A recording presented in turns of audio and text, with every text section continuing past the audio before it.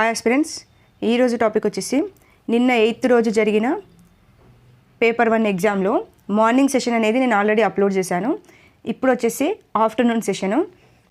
కొంచెం మనకి బిట్స్ వచ్చేసరికి లేట్ అయిందండి, అందుకే మార్నింగ్ అప్లోడ్ చేస్తున్నాను వీడియో. జస్ట్ పేపర్ ఎలా వస్తుందో తెలుసుకుంటే నెక్స్ట్ ఎగ్జామ్ రాయబోయే వాళ్ళకి ఎంతో కొంత స్ట్రెస్ అనేది తగ్గుతుంది, అంతే కదండి. కానీ ఇవే రిపీట్ అవుతాయి అని అయితే మనం చెప్పలేము. సో ఎంతో కొంత స్ట్రెస్ అయితే తగ్గుతుంది. ఓకే, సో ఏమి టెన్షన్ పడకండి, అందరూ ఆల్రెడీ చదివే ఉన్నారు. సో ఎగ్జామ్లో పేపర్ వచ్చేసి ప్రతి ఒక్కరికి అనుకూలంగానే వస్తుంది. బట్ అక్కడ మనం చేయాల్సింది ఏంటి అంటే మనకు తెలిసిన బిట్ రాంగ్ పెట్టకుండా చూసుకోవాలి. బట్ ఎంత అనుకున్నా కానీ ఒక్కోసారి రాంగ్ పెట్టేసే వస్తాము. కానీ మ్యాక్సిమం మనం చూసుకోవాల్సింది తెలిసిన బిట్ పోకుండా చూసుకుంటే మనం ఎగ్జామ్ రాసినందుకు మనకు సాటిస్ఫై అనేది ఉంటుందండి. సో ఇక పేపర్లోకి వస్తే యాస్టీస్గా నిన్న మార్నింగ్ సెషన్లో ఏ విధంగా పేపర్ అయితే వచ్చిందో అదే ప్యాటర్న్ని ఆఫ్టర్నూన్ సెషన్లో రిపీట్ చేశాడు. అంటే మార్నింగ్ సెషన్లో ఏమైంది అంటే తెలుగు ఈజీగా ఇచ్చాడు, ఇంగ్లీష్ ఈజీగానే ఇచ్చాడు. ఇంగ్లీష్ అంటే ప్రతి ఒక్కరు ఎంతో కొంత చేసే విధంగానే ఉంది. మ్యాథ్స్ కూడా ఈజీగానే పడిందండి. అంటే నాన్ మ్యాథ్స్ అభ్యర్థి కూడా 20 to 21 బిట్స్ అనేది ఈజీగా చేయొచ్చు, అదే విధంగా వచ్చింది ప్యాటర్న్. అండ్ ఇక్కడ ఏమైంది అంటే సైకాలజీ ఒకటి, ఈవీఎస్ ఒకటి, ఈ రెండు మాత్రమే కొంచెం ఇబ్బంది పెట్టాయి ప్రతి ఒక్కరిని. సైకాలజీలో కూడా ప్రతిసారి క్వశ్చన్ లెంత్ అనేది చాలా లెంత్గా ఇచ్చేవాడు. సో మనం ఆ క్వశ్చన్ లెంత్ని చదివి కింద ఆప్షన్ చదివేసరికి టైం అయిపోతుండే అండ్ క్వశ్చన్లోనే ఏదో ఒక లాజిక్ పెడుతుండే. కానీ ఇప్పుడు ఏం చేస్తున్నాడు అంటే క్వశ్చన్ లెంత్ అనేది చాలా తగ్గిపోయింది.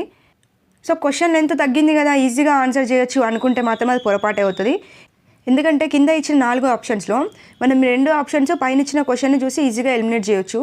ఇంకా 2 ఆప్షన్స్ ఉంటాయి కదా, అవి అయితే చాలా ఇబ్బంది పెడతాయి, 2 కరెక్టే అనిపిస్తాయి.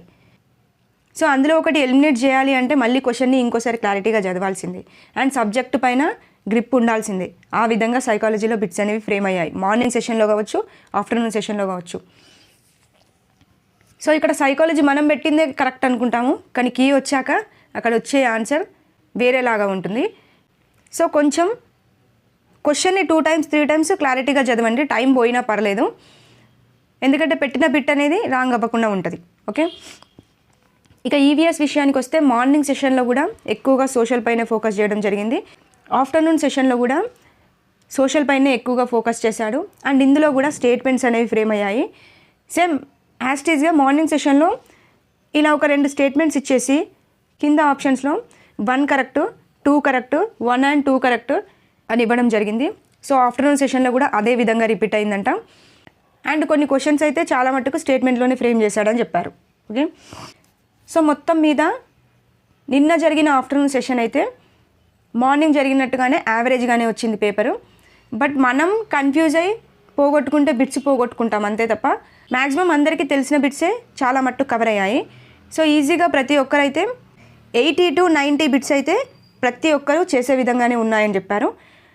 సో ఏమీ టెన్షన్ పడకండి, నిన్న రాసిన మార్నింగ్ సెషన్ కావచ్చు, ఆఫ్టర్నూన్ సెషన్ వాళ్ళు కావచ్చు, తప్పకుండా మంచి స్కోరే గెయిన్ చేస్తారు. సో ఆఫ్టర్నూన్ సెషన్లో ఏమేమి వచ్చాయి చూడండి. సైకాలజీలో అయితే యాజ్ యూజువల్గా ఎప్పుడూ వచ్చే విధంగానే వస్తున్నాయి. జీన్ పియాజే, అసలు జీన్ పియాజే గురించి లేకుండా పేపరే ఫ్రేమ్ అవ్వదు. కాకపోతే నేను ఏమైందంటే వైగోట్స్కి ఇవ్వలేదండి. అదేవిధంగా ఆఫ్టర్నూన్ సెషన్లో కూడా వైగోట్స్కి పర్లేదనే చెప్పారు. పావ్లోవ్ పైన పడింది, బండూరా పైన పడింది, అభ్యసన బదలాయింపు పైన పడింది. నిన్న మార్నింగ్ సెషన్లో కూడా అభ్యసన బదలాయింపు పైన బిట్ రావడం జరిగింది. ఆఫ్టర్నూన్ సెషన్లో కూడా శూన్య బదలాయింపు పైన ఇచ్చారని చెప్పారు. నెక్స్ట్ బ్రూనర్ సోపానాలు RTE 2009 కంపల్సరీగా వస్తుంది, నెక్స్ట్ సెషన్లో కూడా తప్పకుండా పడుతుంది, చూసుకోండి. ఉపాధ్యాయ విద్యార్థి నిష్పత్తి పైన పడిందంట. అంటే 0 to 60 విద్యార్థులు ఉంటే ఎంతమంది టీచర్లు ఉండాలి, ఇలా ఉన్నాయి కదా మనకి, అందులో నుంచి పడింది. నెక్స్ట్ తారన్ డైక్ పైన బిట్టు పడింది. అండ్ మార్నింగ్ సెషన్లో అయితే NCF 2005 పైన మాత్రం బిట్టు రాలేదు. మరి ఆఫ్టర్నూన్ సెషన్లో వచ్చిందా అంటే మా ఫ్రెండ్స్ అయితే కనబడలేదని చెప్పారు. వస్తే నెక్స్ట్ సెషన్లో రావచ్చు. సో NCF 2005 కూడా చూసుకొని వెళ్ళండి. అండ్ వికాసం పైన ఒక బిట్టు అండ్ మూర్తిమత్వం పైన ఒక బిట్టు పడిందని చెప్పారు. సో ఈ టాపిక్స్ డెఫినెట్గా రిపీట్ అవుతుంటాయి, చూసుకోండి. నెక్స్ట్ తెలుగు చూడండి. తెలుగు అయితే ప్రతి ఒక్కరు చేస్తారండి. ప్రతి ఒక్కరికి తెలుగులో 30 మార్క్స్ ఉన్నాయి కదా, ఆ 30 మార్క్స్లో పద్యం, గద్యం. పద్యం అయితే చాలా ఈజీగా ఇస్తున్నాడు. సో మనం చిన్నగా ఇస్తున్నాడు, దాన్ని ఈజీగా అండర్స్టాండ్ చేసుకొని బిట్స్ పెట్టేయచ్చు. గద్యం కూడా లెంతీగా ఇవ్వట్లేదండి, జస్ట్ చిన్నగా ఇస్తున్నాడు. జస్ట్ ఆ ప్యాసేజ్లో ఇచ్చిన దాన్ని చూసి ఆన్సర్ పెట్టేయచ్చు, అంత ఈజీగా వస్తుంది. సో ఇక్కడే పద్యం గద్యంలో ప్రతి ఒక్కరూ 10 మార్క్స్ అయితే ఈజీగా గెయిన్ చేయొచ్చు. ఓకే, లేదు ఒకటి మిస్ అయినా కానీ 9 మార్క్స్ అయితే పక్కా వస్తాయి, ఏం టెన్షన్ తీసుకోకండి.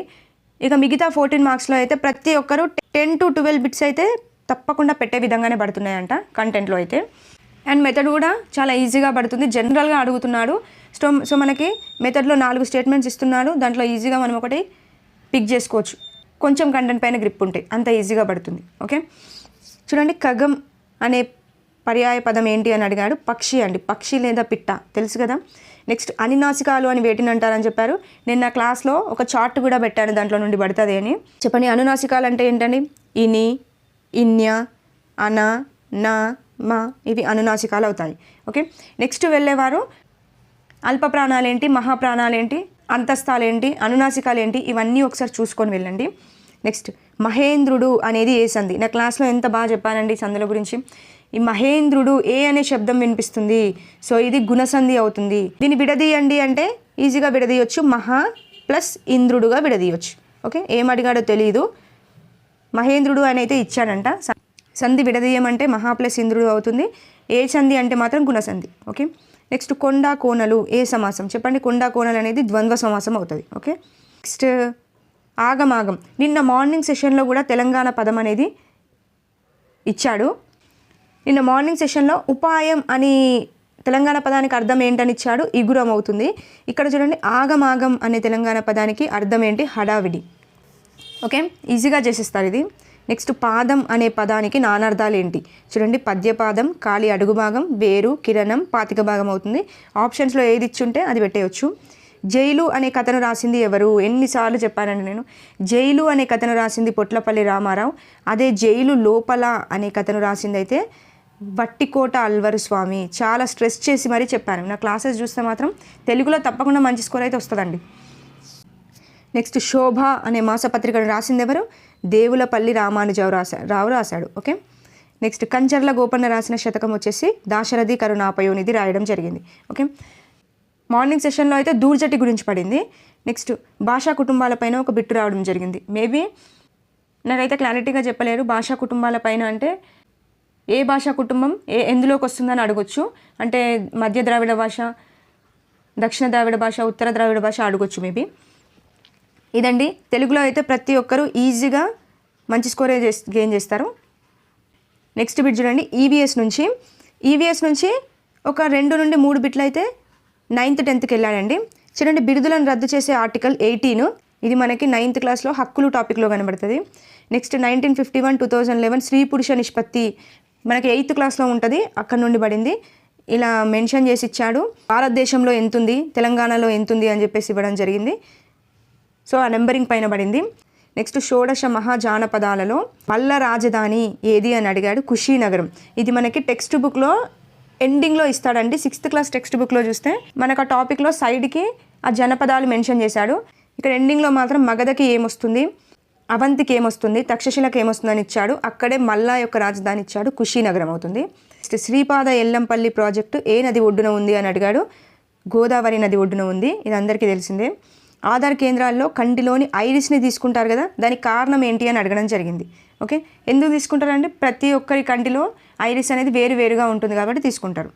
మూత్రం యొక్క రంగు అనేది పసుపు రంగులో ఉంటుంది కదా, దానికి కారణం ఏంటి అని అడిగాడంట, యూరోక్రోమ్ అనేది. సో చూడండి, ఇది మనకి 10th క్లాస్లో కనబడుతుందండి బిట్టు. చూడండి, 9thలో ఒకటి 10thలో ఒకటి పడింది. నెక్స్ట్ హరప్పా ప్రజలు వ్యాపారం ఎవరితో చేశారు అంటే ఈజిప్ట్ వారితో చేయడం జరుగుతుంది. ఇది మనకు 6th క్లాస్లోనే ఉంది, నేను క్లారిటీగా చెప్పాను అప్పుడు. రెడ్ డేటా బుక్ గురించి వచ్చిందంట. మేబీ రెడ్ డేటా బుక్లో ఏమేమి ఉంటాయి అని అడగొచ్చు.